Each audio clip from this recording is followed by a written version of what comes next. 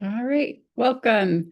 This panel is driving e-resource engagement in academic libraries, discovery enhancements, web development, and strategic faculty outreach in action. I will introduce our three fantastic panelists and share their bios now. We have three superstars from our community college system in North Carolina leading this discussion. So Rich Garofalo has served as the Director of Library Services at Cleveland Community College since 2024. Prior to this position, he served as the Director of Library Services at Lenoir Community College since 2014. Rich is very active in library-related organizations, currently serving as a member of the NC Live Resource Advisory Committee, chair of the North Carolina Community College Evergreen ILS groups, and as president of the North Carolina Community College Library Association. He holds a Master's of Library Science degree from North Carolina Central University. And we have Maria Saldariaga Osorio from Surrey Community College. Maria is the Director of Library Services at Surrey. She began working at the library in 2012 as a technical assistant and has grown through every role, becoming director in 2022. An experienced librarian, Maria brings strong skills in bilingual communication, marketing, research, and data-informed decision-making. She holds a Master's of Library and Information Science from UNC Greensboro and is currently pursuing a certificate in Hispanic Studies at UNC Wilmington. As a lifelong learner and non-native English speaker, she's passionate about creating a welcoming and inclusive space for all. And our third panelist is Tim Hunter. Tim has served as the director of Rowan Cabarrus Community College library since 2018.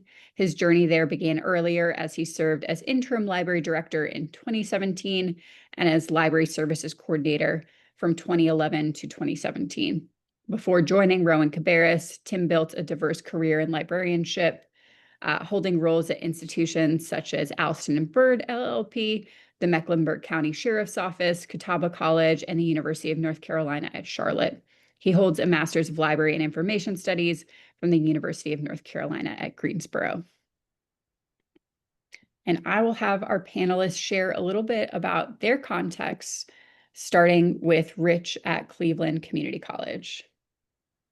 Good afternoon, everybody. I apologize, I don't have my camera on for some reason. My camera's not working. But as as Devin said, I am the director of library service at Cleveland Community College, and uh, we are a one campus branch. We have one branch in Shelby, North Carolina. We serve a total of 9,418 curriculum and continuing education students each year. Our FTE is 3531 uh, full-time equivalency for those that aren't familiar with that acronym. Our service area is primarily rural. With the subsequent technology and internet access challenges the segment of the population faces, and our team consists of two full-time professionals, two part-time professionals, and one part-time paraprofessional. So as you can see, we are one of the smaller colleges in North Carolina, one of the smaller community colleges in North Carolina, but we do a lot with the little that we have, and our community is growing, and hopefully there's opportunities for growing the staff in the future as well. So, and as we said, some of the things that we do to try to market our e-resources. Obviously, the first thing is our library website and our discovery service. We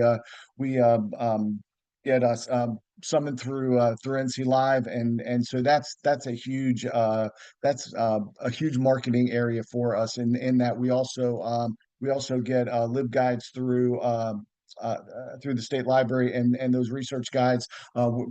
We actually use Springshare as our library's homepage within the college website as well. And so, research guides are an important way that we get the message out, as well as we've created a lot of continuing education toolkits where, that we market with our continuing education and our continuing education uh, background as well. And so that's one of the things that we've really kind of looked at and really have really focused on. Also, our LMS integration, we were able to integrate a lot of our web resources, especially like our research guides, within our learning management system. Another important thing for us in marketing of our e-resources is that we do program reviews of all of the programs at the college every 5 years, and so that really gives us an opportunity to sit down with all of the chairs and also even some of the faculty within those departments and sort of find out what their needs are, what they're needing, what their students are needing, and then also talking about what new resources, whether they're electronic resources, whether they're print resources, that are available. One of the things that we've seen, and I think most colleges and even libraries in general have seen since COVID that there's been a real increase in electronic resource usage. And so that's one of the things that we have really focused on, or that I've focused on at the two community colleges that I've been at, over the last 4 to 5 years.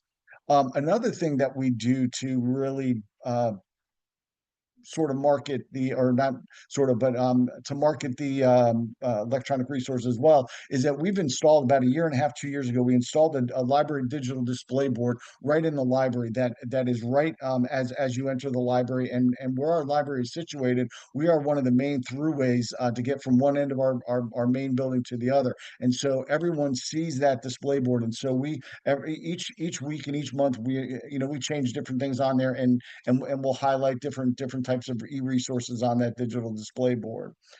We've also installed a kiosk for our Overdrive collection that is also at one of the entrances to the library as well. That has allowed patrons to go over there and just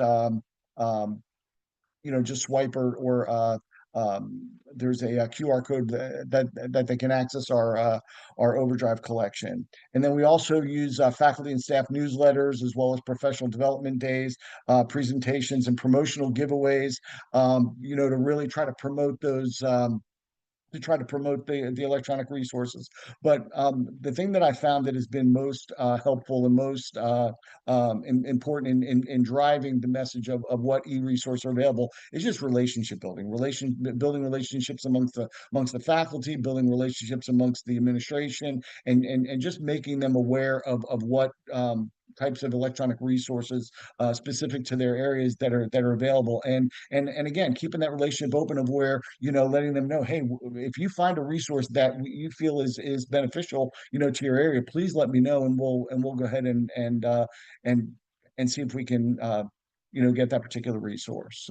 So those are the type of things that we're using at Cleveland to really market our electronic resources.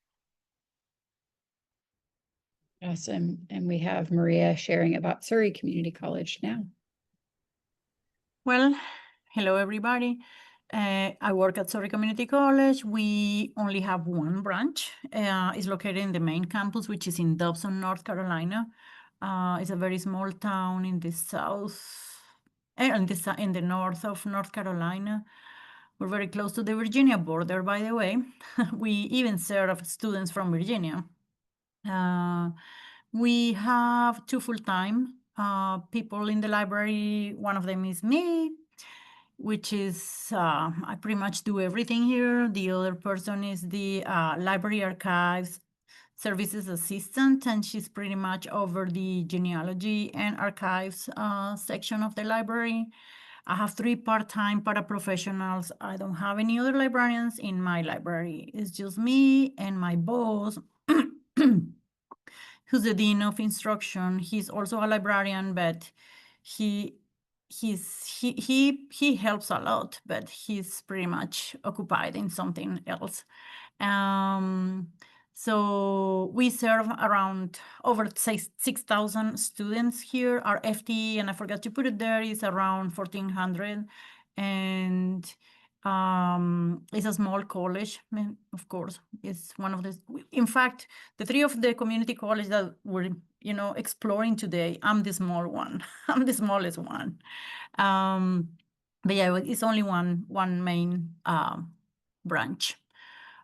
We have some satellite campuses but we don't have like a physical presence in those campuses. So mainly what we have in the other campuses is like a poster with a lot of QR codes that take the students to the library, to the academic support center, to the help desk, and some disabilities help or something like that.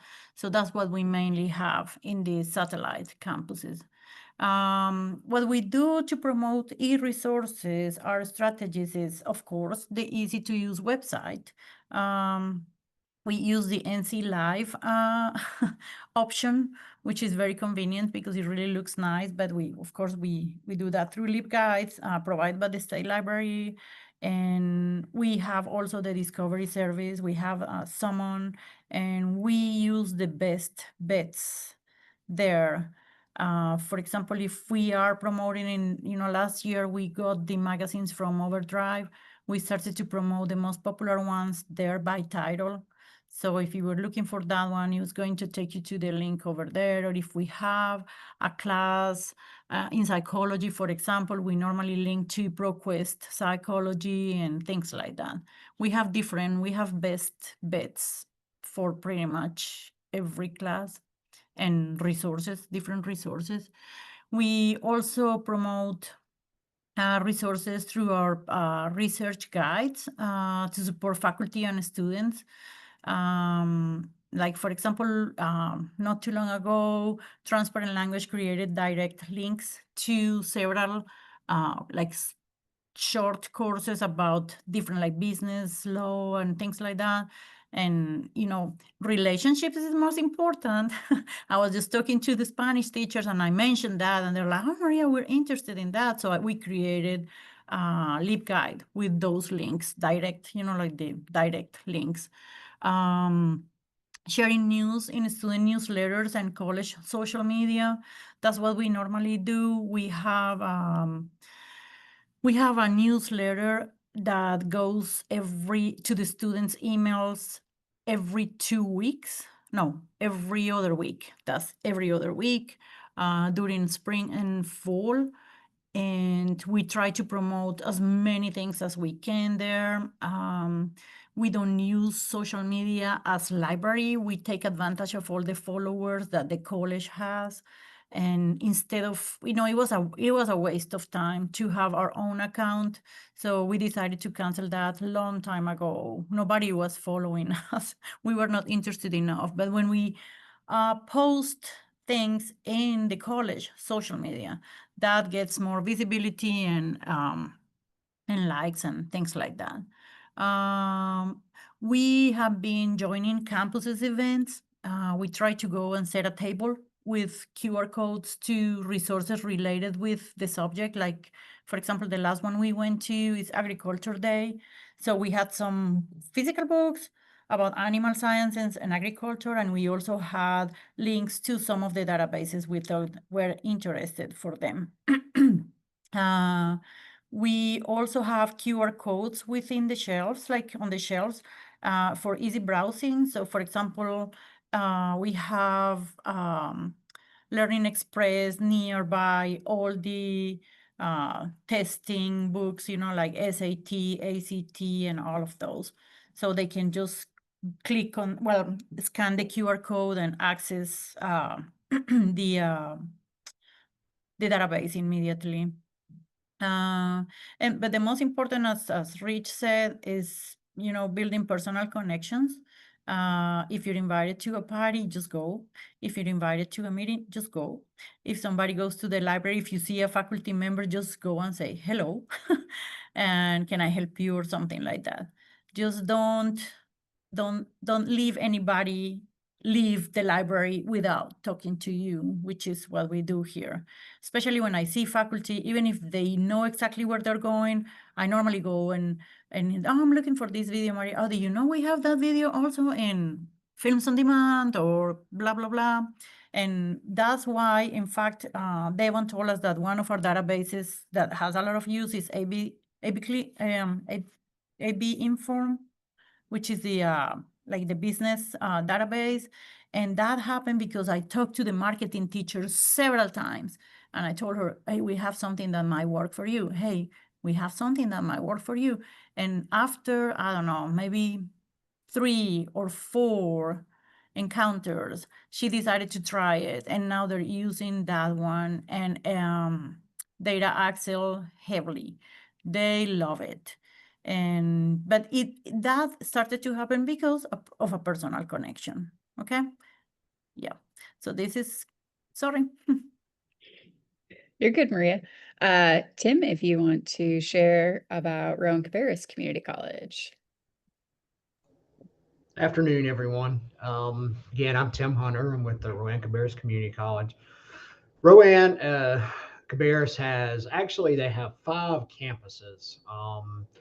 There's our North Campus, which is in Salisbury, which is our main campus. Our South Campus, which is our, I guess, second largest, which is off of I-85 in Cabarrus, nearer to Charlotte.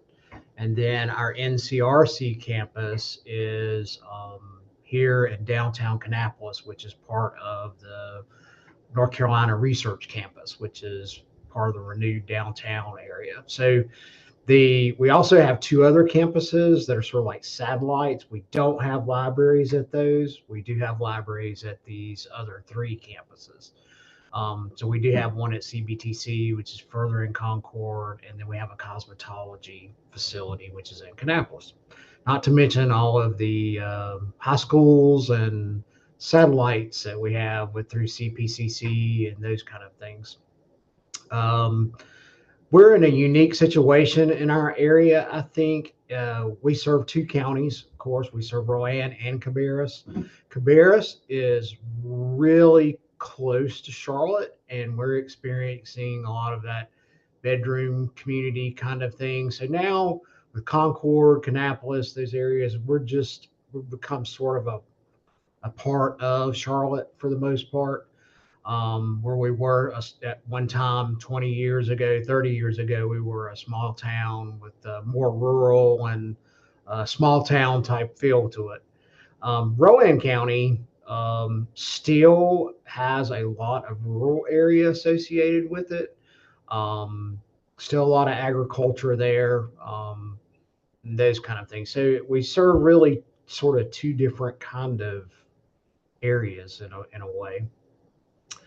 Like I said, we have 3 library locations. We have 5 full-time professionals or librarians, which include me, myself. 3 part-time librarians, 2 full-time paraprofessionals, and then we have 6 part-time paraprofessionals, which all of those aren't in one place. They're staffing across the 3 different locations. We're what I would say is probably a medium-sized school within the community college system. We serve about 14,000 curriculum and continuing education students each year, as far as like a head count. That translates into instructional FTE of about 7,000. And that was from last year. So we're sort of a medium-sized kind of college. That's it. So our resource strategies, I mean, it's really, I don't want to say simple, but it's, there's no 10-page plan that we follow kind of thing. Of course, our biggest, and Rich and Maria have already said this, our biggest thing is a high presence, easily accessible presence on our website for all of these resources. We also use a discovery service, which is Summon, and that Summon's incorporated into like an all-in-one search type of tab search on our webpage, where I would say 95% of our resources can be searched in that one search. So that really is one of the big drivers, I think, because that's usually where we direct most people is to that website. And from there, they can branch out. We do have a virtual chat that we staff And through that virtual chat, a lot of times it's, we're getting referrals and referring students to the databases when we get those. We have a fairly busy virtual chat. I would say, I think I was just looking at numbers from last year. I think we had like 300 virtual chats last year. So on average, like maybe 25, 30, a semester, but it ebbs and flows. Usually it's busier around like November and December. I mean, and then, how we get toward the late semester. But we do use that. Our biggest tool is research guides and highlighting those e-resources within those research guides. We have about 140 research guides. We have some designed for at least each subject area that we cover here at the school. Then we have some class, we have some class,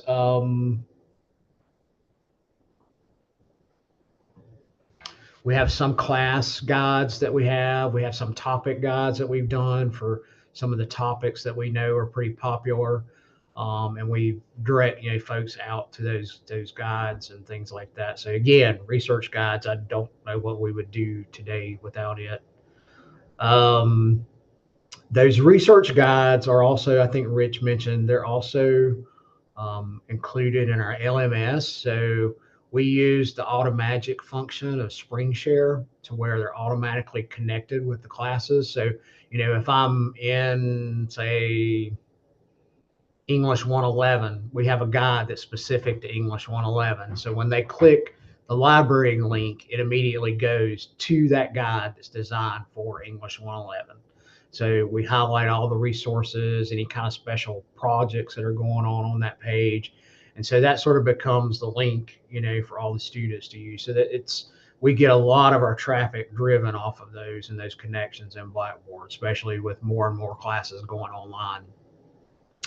Probably our biggest marketing tool is our liaison program. Each, librarian here, we split up our departments, and each librarian is a liaison to probably about 8, 9 different departments.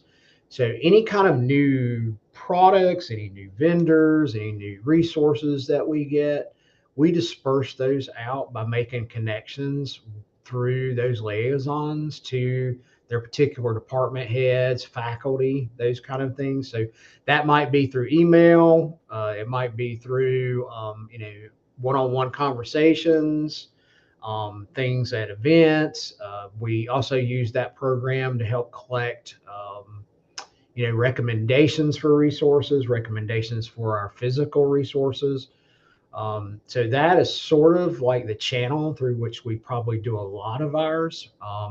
I can't piggyback enough though on Maria talking about, just relationship building, which is this is what this is, with all of your faculty and your students, and them coming in and checking with everybody that hits the door with a smile on your face. And we all remember those days with the reference desk and the reference librarian hid behind the big monitor. And I always am very intent with our employees to ask them, to at least greet them, smile at somebody, talk with them, and they'll feel more open to asking you questions as well.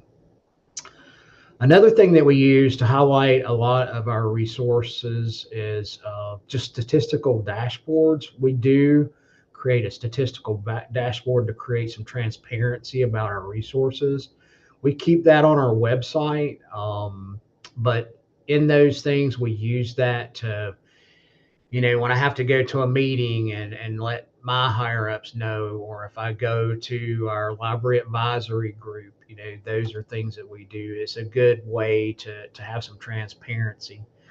Other things, I know probably a lot of folks have mentioned these already, but a lot of the internal things, we have a newsletter that goes out every week, any type of new thing, and that's mostly a newsletter that goes out to our faculty, staff.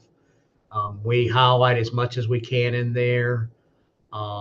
We use social media to some extent. Like Maria, we don't have our own social media account, but we do have a pretty good relationship with our PR department.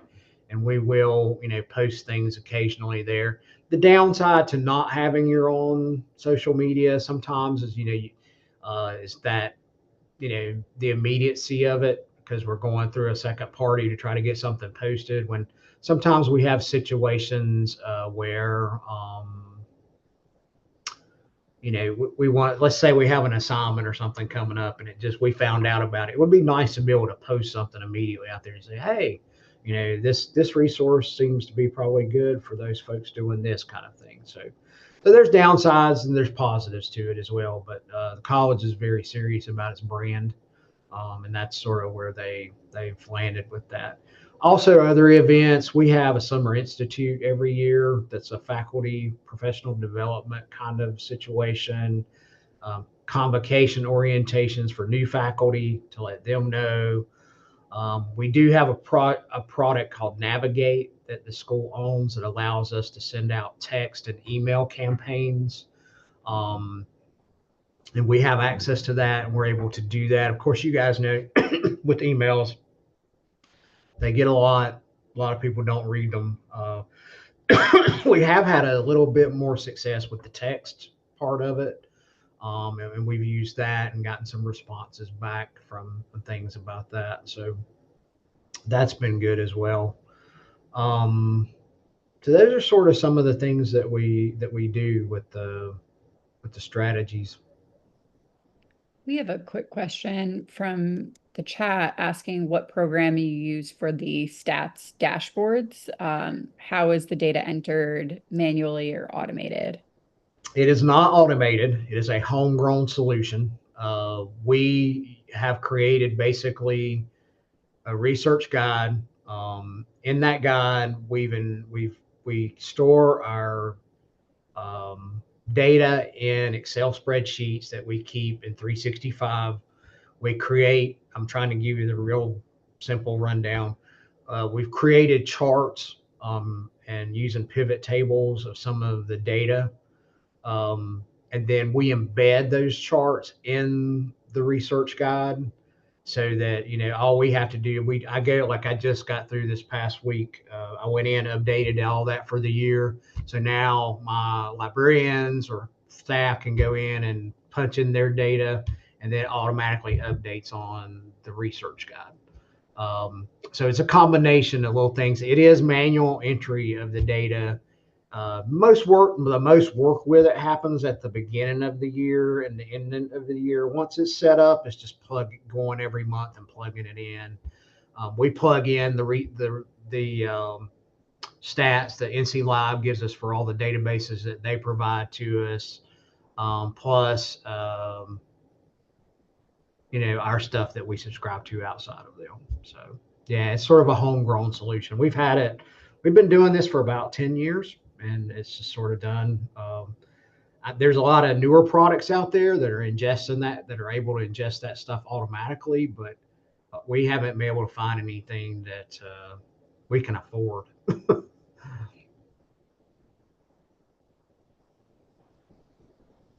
All right.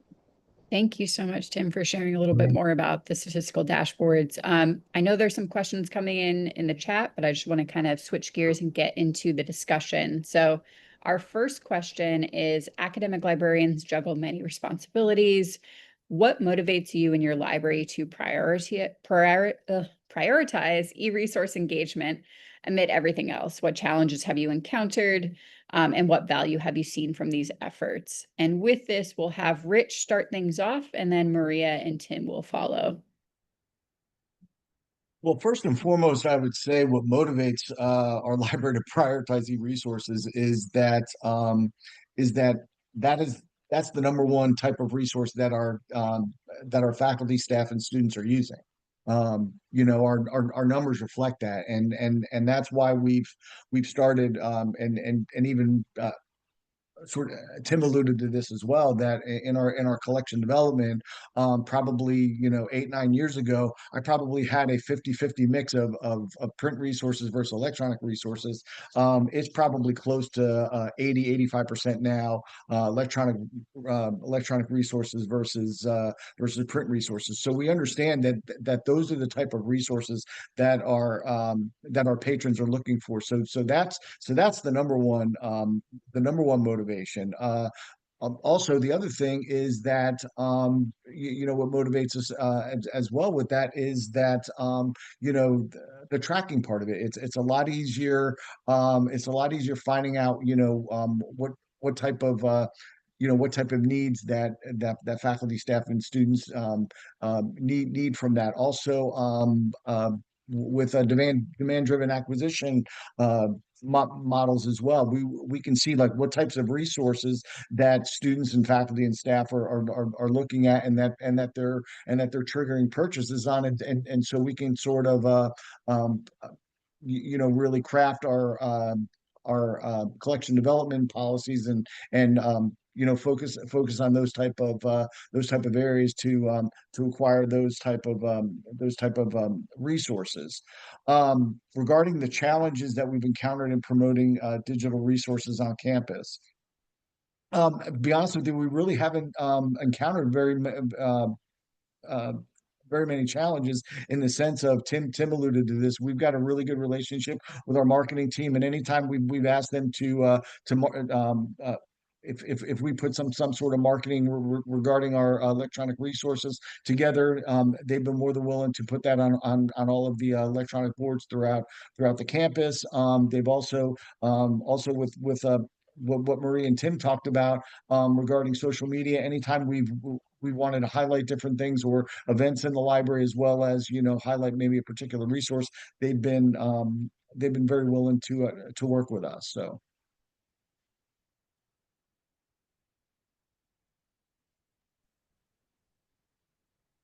I think it's my turn. Yep.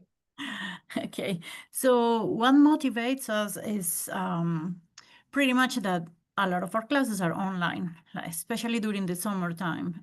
They're online, and students are required to do research, and they have to use the library.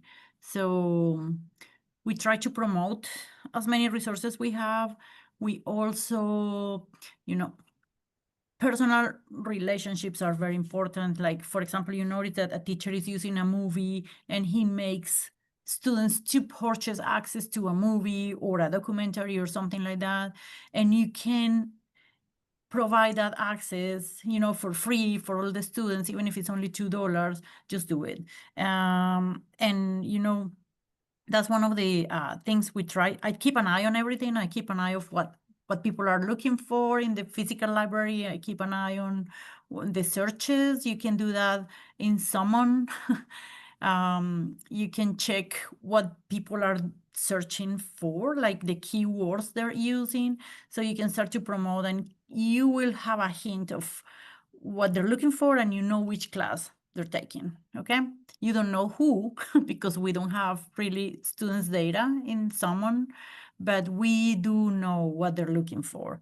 Also, with monitoring the chats, like the library help chat, it also gives you a hint of what you need. So that's what motivates us, the need of our students, because they need the online resources. They're required to use journal articles, and, libraries are pretty much the ones that have that.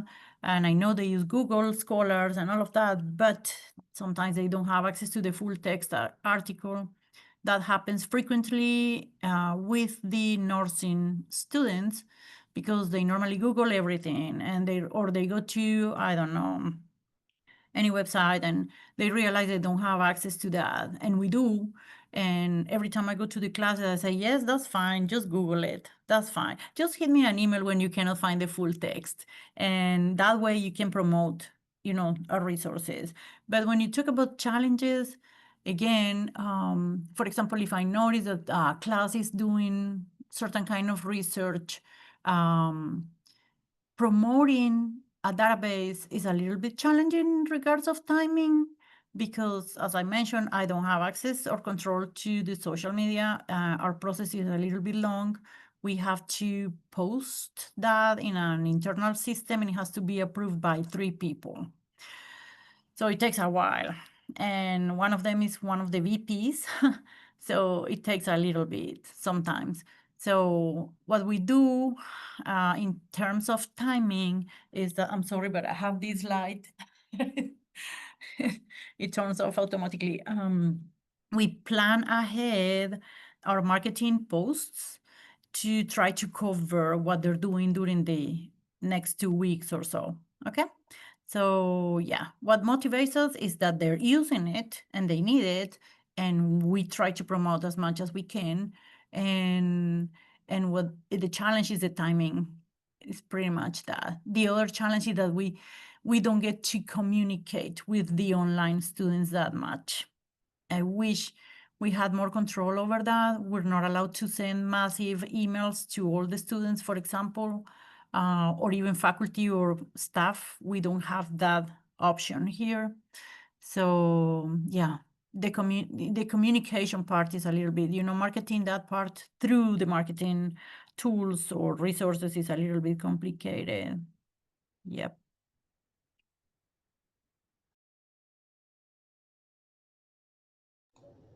So I'm next. I'm last.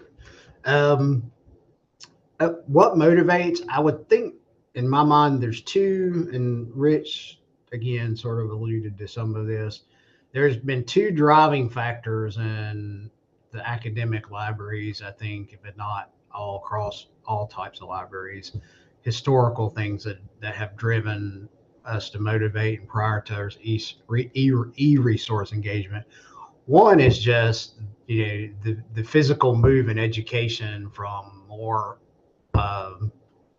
face-to-face instruction to online instruction.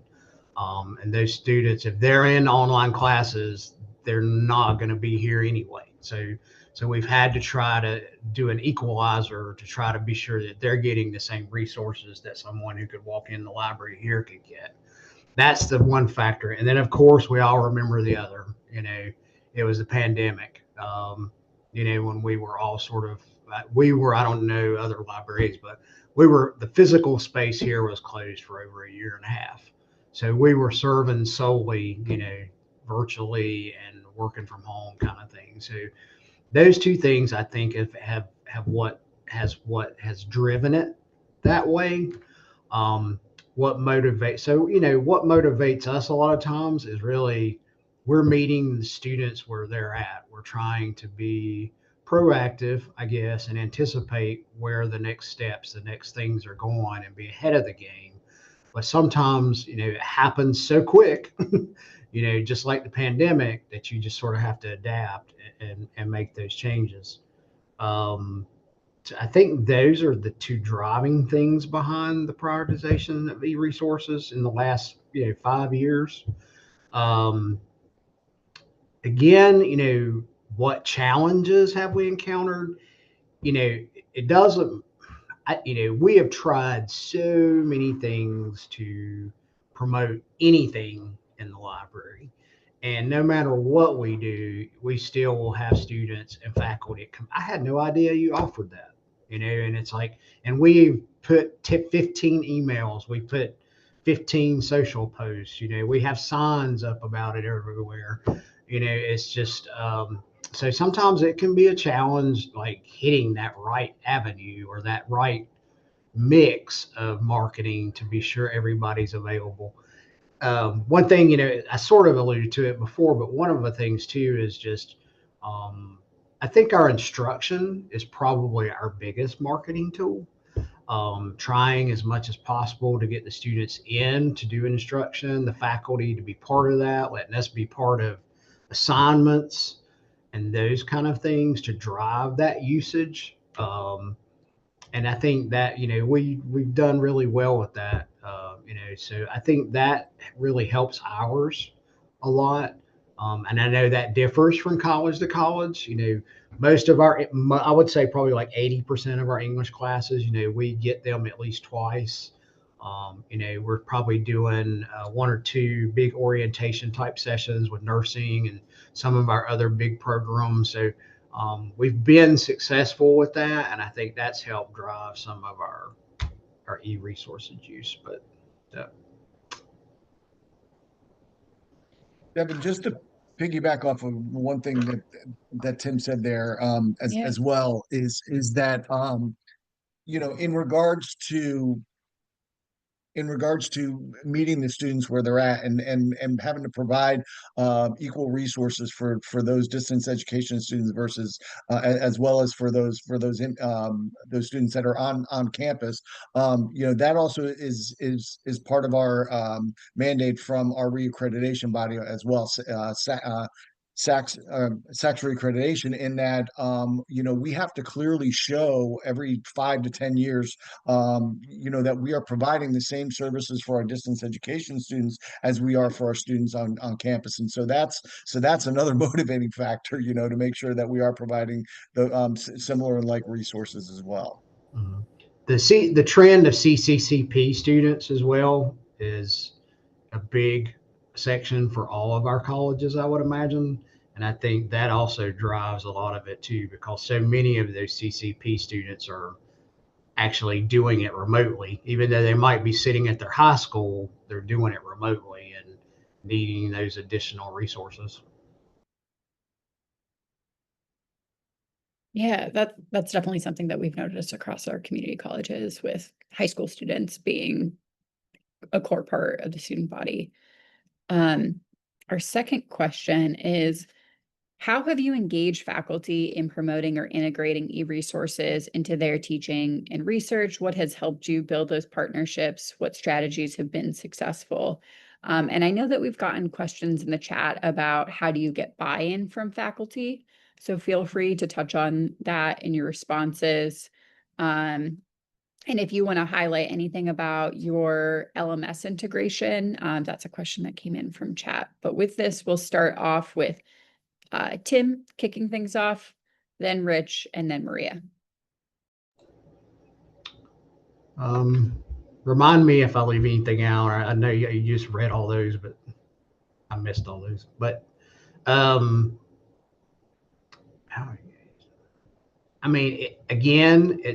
a lot of the engaging the faculty, the key things for us have been the library liaison program and the instruction programs, as well as just basic relationship building, like Maria mentioned earlier. Get invited to something, go.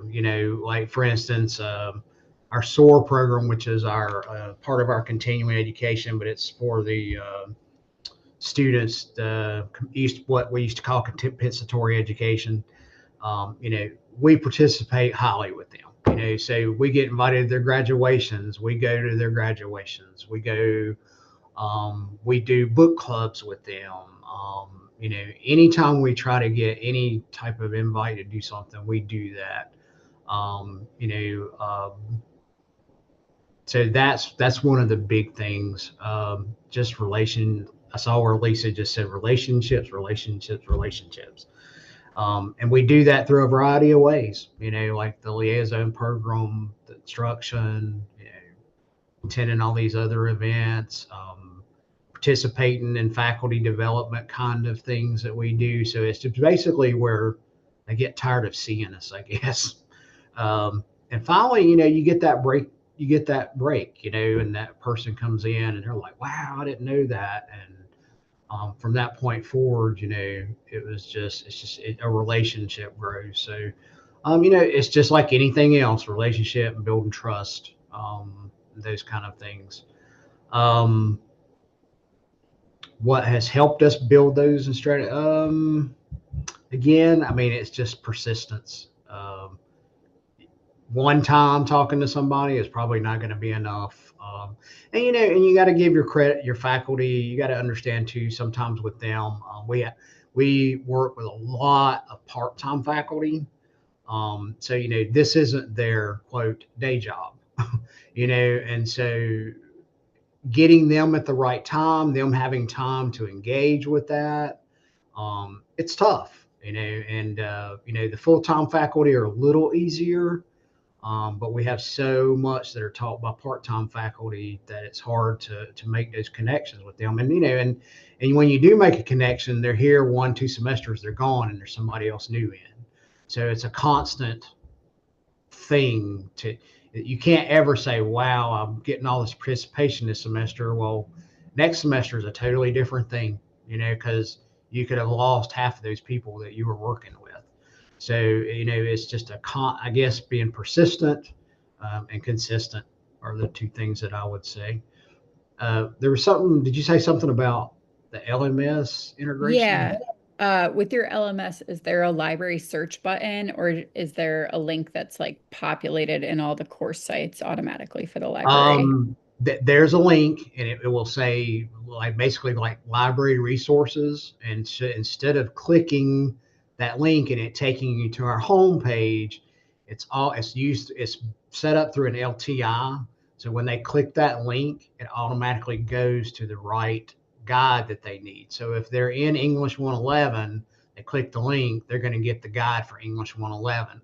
How that is achieved in the back end is basically inside of research guides, you have to create the right metadata on that course on the research guide side of it, so that it makes the connection, and it will pull up the right guide.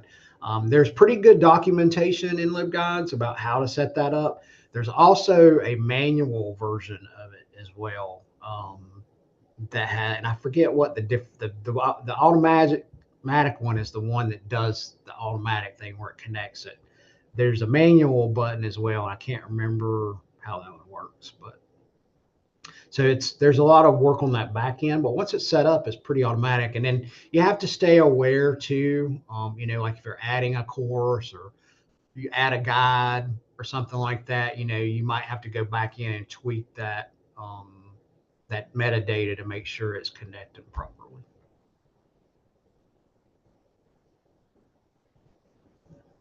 Great. Rich, you want to chime in? Certainly. I've actually been in regards to how do you gauge faculty promoting integrating resources into their teaching or research.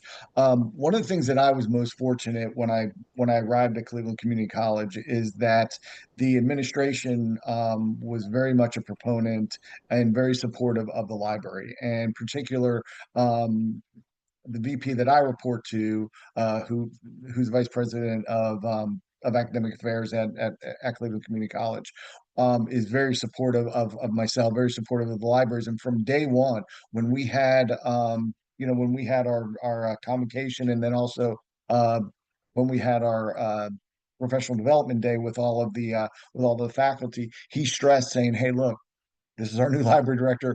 I expect you to utilize him. I expect you to utilize the library services." One of the things that we had that was a big challenge was, and I think this is throughout higher education and the community colleges, is that a lot of our faculty were using YouTube videos just because of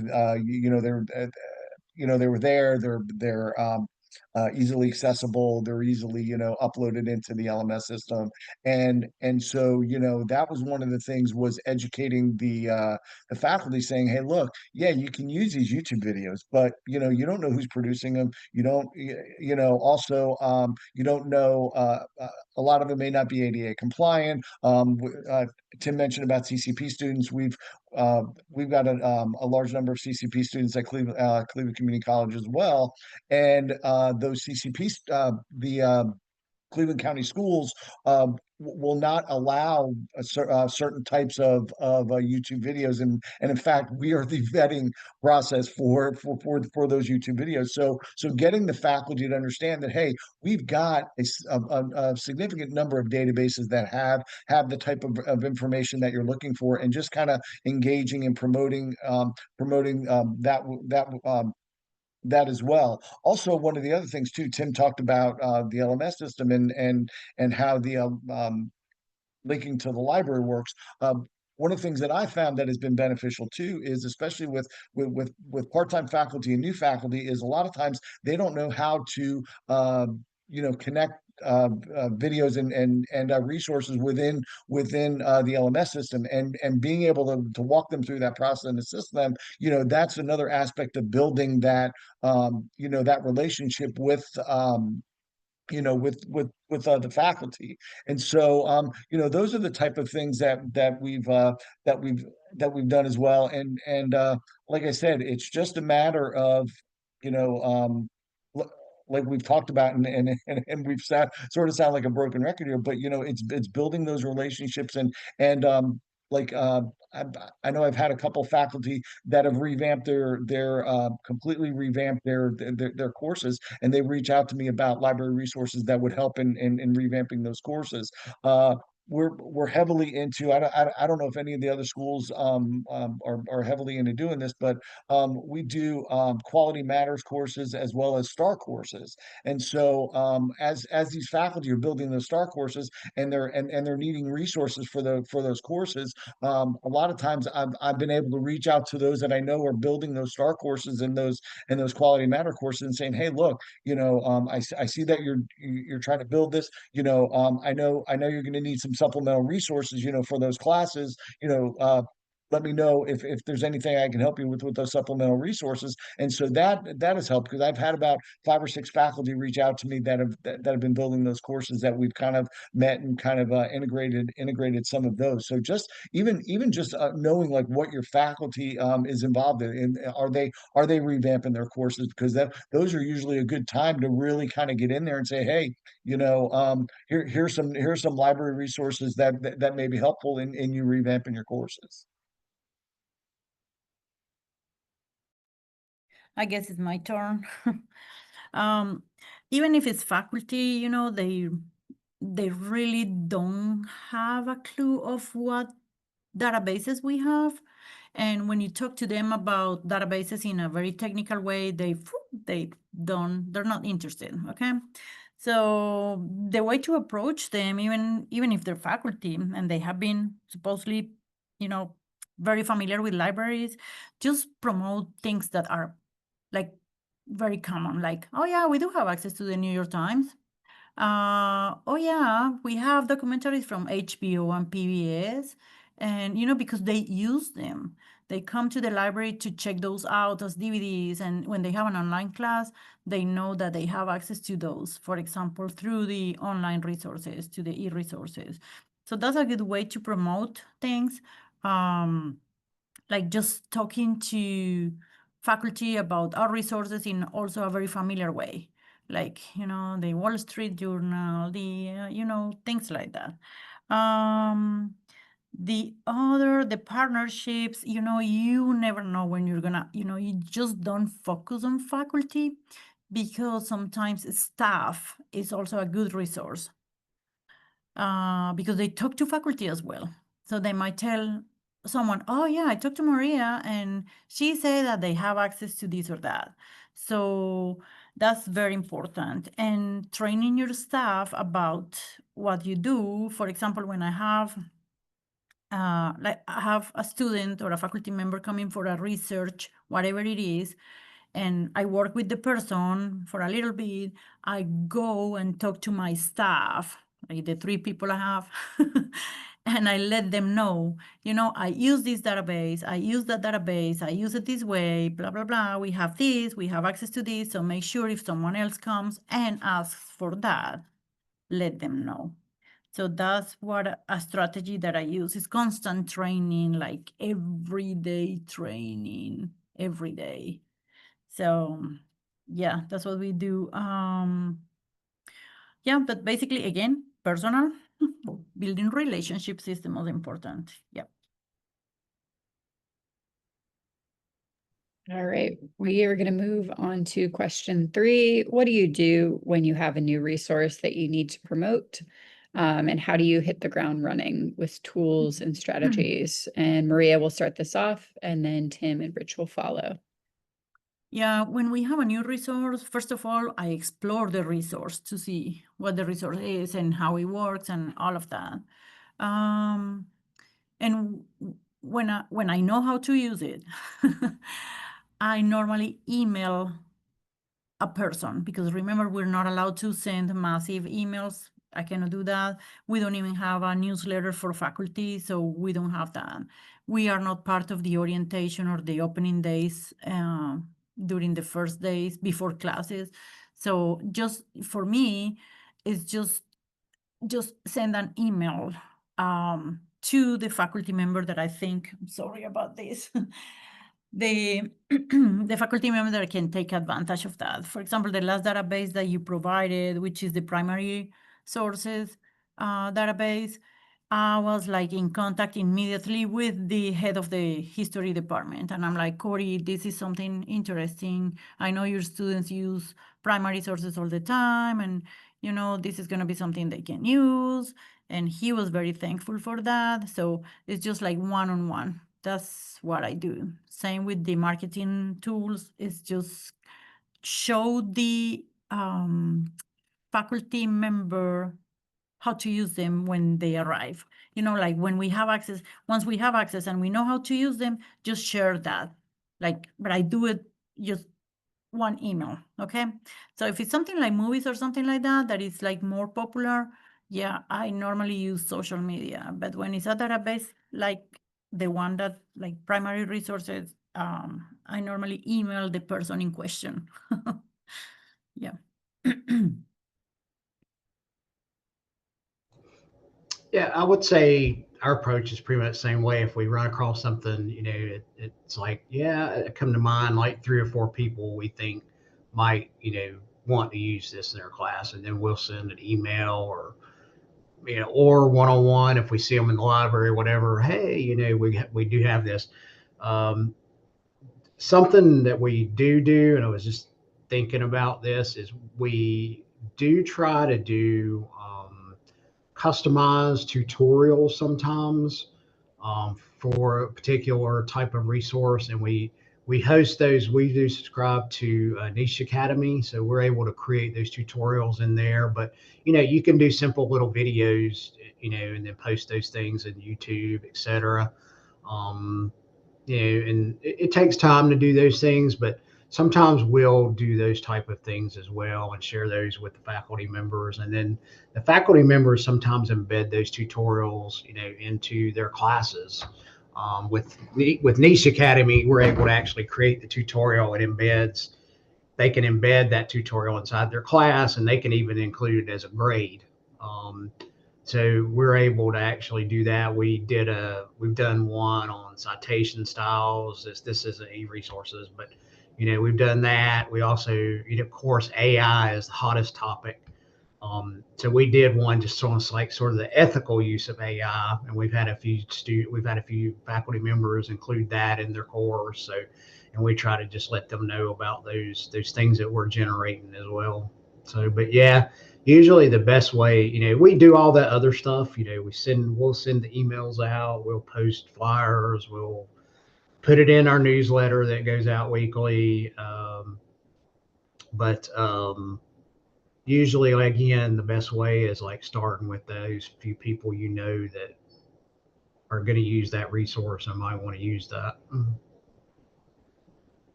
Yeah, I'm backing off what Marie and Tim already said. We do a lot of the same strategies. One of the things that I would say is on our A to Z database page, we will highlight something as a new resource to try to give that a little more visibility, on that page. But also, we have a professional development day and leading up to the fall semester as well as leading up to the spring semester. And so those are 2 great opportunities because I'm always given the opportunity to give a library update. And so, that's usually that is always one of the things that I will always include in that library update is a new resource, if we do have a new resource. So then, I've got the attention of all of the faculty. I'm not having to, kind of piecemeal it all together. And inevitably I'll have a couple of them come up to me and, ask me about more information about that. And so that's usually, one of the one of the ways that works best, is when when you've got that audience and you've got that attention, is to do that. And then obviously, as we talked about, just marketing it as best we can. We'll put it on the display board that we have in the library, because like I said, almost all the faculty walk through the library at least once a day, getting from one end of the building that we're in to the other. So that usually is a great resource. And one of our librarians, who manages that board, to kind of pique some interest too, she'll always have like a word of the day, and inevitably almost everybody stops to just see what the word of the day is. And so a lot of times those things that get advertised on that board, people are seeing. So those are pretty much the main ways that we try to promote any new resource. Something that we have been forgetting is like creating friendly links. That's super important, because it's easy. Okay, library.sorry.edu, I don't know, primary resources. People can remember that and they can just type it, especially because the problem with some social media, like Instagram, for example, you're not allowed to click on links. So if you have a very long link, nobody's going to visit your new resource. So you really need to create something like not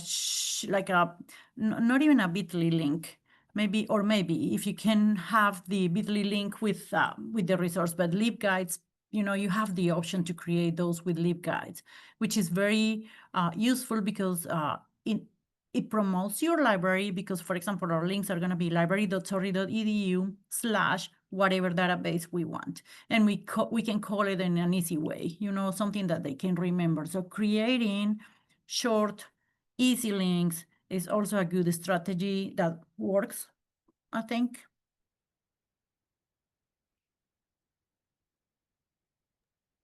And Yeah, also, I was going to say that even that and persistent links, especially, I know someone asked, I think I saw where they were saying, do we have time? Do we get chances to present to faculty?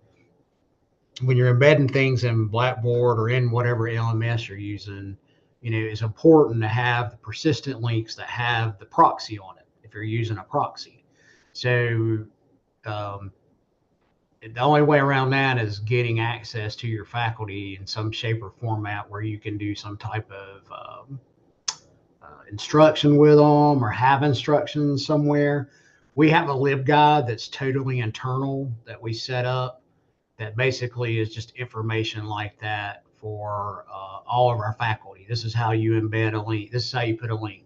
This is how you embed a video, these kind of things. So they have sort of like a one-stop kind of place they can go to for all those technical how-tos. And then, of course, we're there and we can help. But we probably need to update that. But we do have a place like that where they can go and get that kind of information too.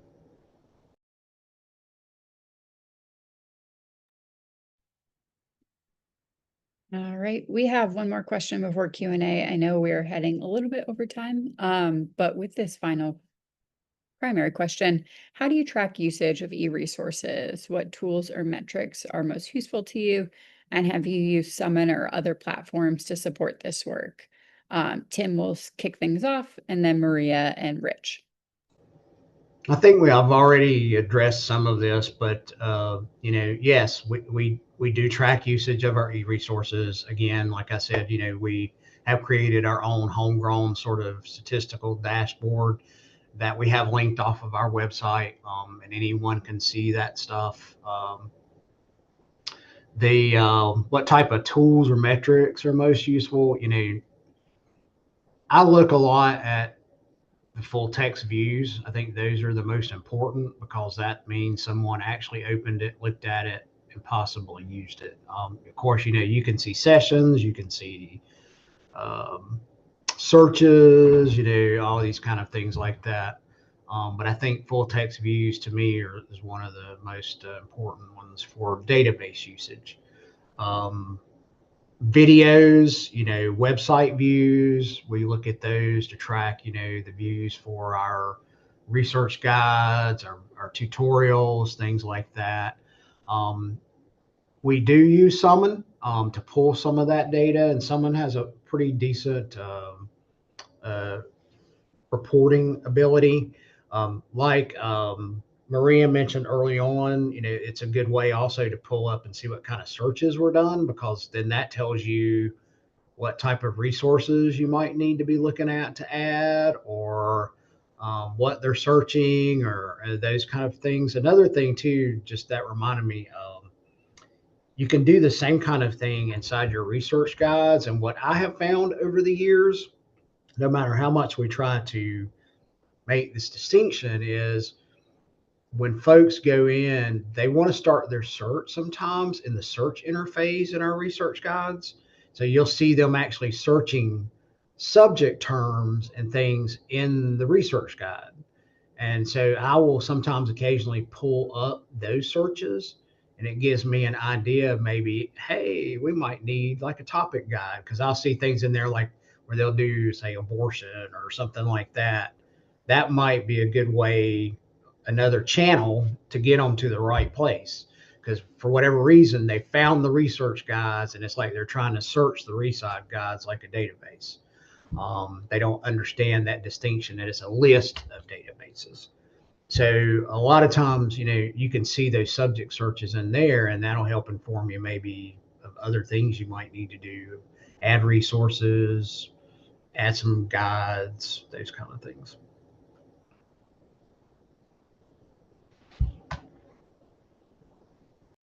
Yeah, I think we use the same, We just pull the usage statistics from NC Live, from all the databases we purchase independently. And yeah, I don't have a very fancy website like Tim has, but I'm working on it. But yes, to me, Summon is very helpful, especially because you can see what they're searching. And also, and I already mentioned this, just reading the chats in Library Help. That helps a lot, because that gives you like what's going on right now. Like, okay, they're doing research about this week. So you can just start marketing information about a database or a book they need, or a movie they need to have access to, and things like that. So yeah, I think someone a report about searches is pretty good. The usage statistics is basically, for me especially, is just to decide if I want to renew or not a subscription next year. But I really like to see the Summon report of the searches and the chats, the Library Help chat. That helps a lot.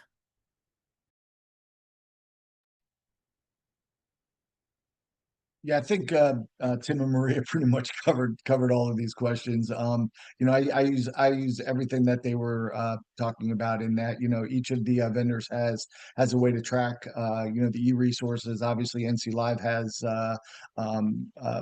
tracks all of the resources that we get from NC Live. We're able to access those. Same with Tim. I usually I'm looking at full text views, I will even use full text and abstract, because if somebody's at least looking at the abstract, they've at least utilized that resource long enough to know whether that's something that would be useful for them as well. And also the same with Summon. I think that it's useful seeing what type of searches are being done. I also am curious and like to pull the data from Summit about how many people are going to Summit. Are we does that equal the number of searches that are being done overall, or what percentage of that? And so that sort of gives me a a decent idea as to, hey, are people using Summon? Do I need to push Summit a little more, or is there something with our instance of Summit? Because again, there are a lot of different things that you need to tweak with Summit. And is it that maybe that's a red flag for me, that we don't have everything that we need to in Summon, tweaked exactly the way it happens. So that's basically the way we do those. And as well as what Maria said, a lot of times that that will be one factor that goes into whether I renew a resource for the following year or not is usage. Sometimes usage isn't the be all and end all of if you need a resource, but that is one of the many factors for that. So Yeah, one thing I'd piggyback real quick off of that with Summon, if you're going to use a discovery service, I can't stress enough, you can't just set Summon up and go with it. You've got to maintain the back end of it with the databases, and when you add things, when you delete things, or when your vendors delete things out, because if it gets out of date, it becomes like this thing where they're hitting all these dead links, and they're only going to quit using it because everything they do is not going to be either to the right place, or it's taking them to something that you don't really subscribe to. So, maintaining that back end, I can't stress enough how important it is to dedicate the time to be sure that that's tweaked and that it's as reliable as humanly possible. Because if they're hitting a lot of dead links and things like that, or things you don't subscribe to, they won't use it anymore. And I do really think that it's a good tool for driving e-resources usage, because they are used to doing this Google search type of thing. And this is the closest thing that you're going to have to that. And so trying to keep it as accurate as possible, is important. And Tim, that's why I appreciate you volunteering to do that session at the Community College Directors Institute next month. All right. Well, y'all have all your questions, because I really don't know what I'm going to talk about.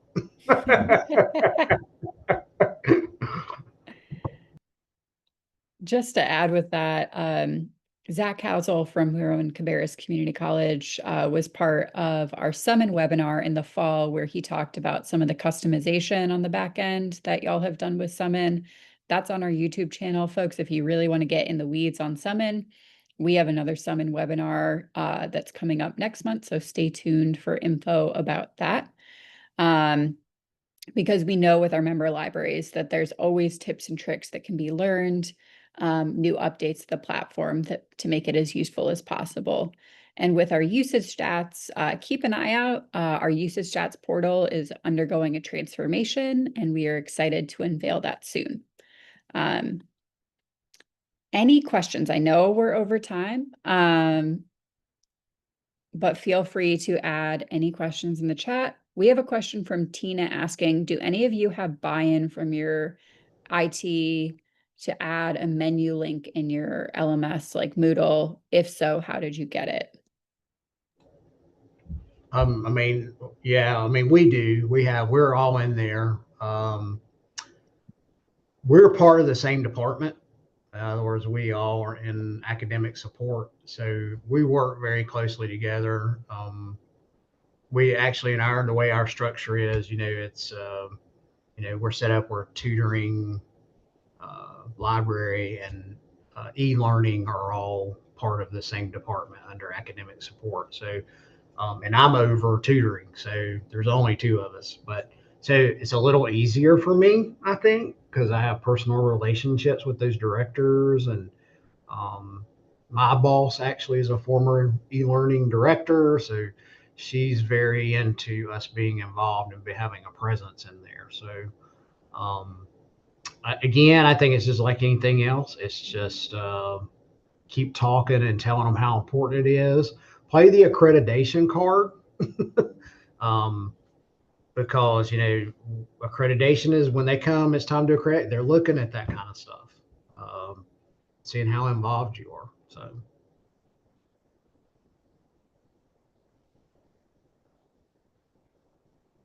yeah, I would just piggyback off what Tim said as well. I oversee the tutoring center at Cleveland as well, and we've got that really good relationship, and I've got a really good relationship with our with the director who oversees our Blackboard as well. And so we've worked really closely with each other, and also, like I said, with having that tutoring element there, and also bringing the online tutoring services as well, that we've been able to just kind of piggyback all of that onto one, and so it's been pretty seamless, just pretty similar to what Tim said. Tina, I'm curious, what are the objections to that being Can you hear included in me? your? Can you hear me? Yeah. Mhm. Okay. So that's what I was going to say. Are you both using Moodle? No, we use right now. We're on Blackboard. Of course, we're all might be switching soon, depending on what they pick. Yeah, we Right. use Blackboard as well. Okay. We use That Moodle might and be we why have they said everything. something like a limited menu links or something, and like we didn't make the cut, and I don't know why. I assume it's a limitation of Moodle, but I'm not entirely sure. Maria, were Yeah. you going to say something? We have Moodle and the library link is everywhere. Huh. But Okay. that was a long time ago. Alan made that happen, and it's only one link. At the beginning, when you go to home in Moodle, On the you dashboard. have, I think it's like 3 or 4 links, and the library is one of them. Okay. See, I Do have you- an English 111 self-paced course there, and I have a library orientation course there. So I'm covered on the dashboard. I guess what I was thinking was a menu link that shows up in every course. Yeah, and that's the way ours is set up. Okay. They do what do they call those things? Shells. They have a Yeah. shell, for every class, and we're included in all the shells. And that's where the automatic link is, that goes out to our LibGuides that gets pulled. Right. Yeah, that's what I thought you were saying. Because I Yeah. think Summon, you can do that. You can have tags and metadata that make it show up in Summon. Like if someone I don't know, unless they, in their mind, from best practices, they think they should only have X number of links or something like that. We don't have tons of ours, but they could do sublinks. Like, I would guess, I don't use Canva. I mean, that's who you said, right? Moodle. Moodle. I've never used that, but but they could do. It was something like they could do like a subcategory, like where you have a main link, say academic support, and they click it and it goes out to say like if you had a link for tutoring, and because that's how ours sort of works. Yeah, I didn't even ask for something custom. I was just like, can you put a link to the library homepage in there? That's all. Yeah. Okay. I don't know. You just have to keep trying, I guess. Okay. All right. I just want to make sure it was like physically possible as far as you know. Oh, Okay. I think it's definitely possible. I'm Okay. sure. I don't Thank know why. Yeah, Tina, one thing that might be good is polling the community college library directors and just getting a rundown of like what LMSs they use or like how possible it is to bring back to your campus IT just as data to be able to say, hey, X number of community college libraries, but all have Moodle and they have a menu link as well, just maybe to drive home Say that that it's point. possible. Yeah. Yeah. Good idea. Thank you. Yeah. Well, it looks like we don't have any questions in the chat. What I will say is you will receive a copy of the recording and the slides and a feedback survey tomorrow. If you'd like to see MC Live offer webinars on demand-driven acquisition or other topics related to e-resources engagement, future Summon specialty training topics, fill out that survey, send us suggestions. We use that to guide the training program. I've included a couple of articles that I've found helpful for e-resources engagement and a book as well. But I'll also link to the library websites of our fantastic panelists and their contact info if you want to reach out to them directly about any of the work that they're doing. But thank you so much, Rich, Tim, Maria, for being such a fantastic group of local experts. I hope you all have a great rest of your Monday afternoon. And thanks for joining us today. Thank you, Devin. Devin. Thank you. Take care, everybody.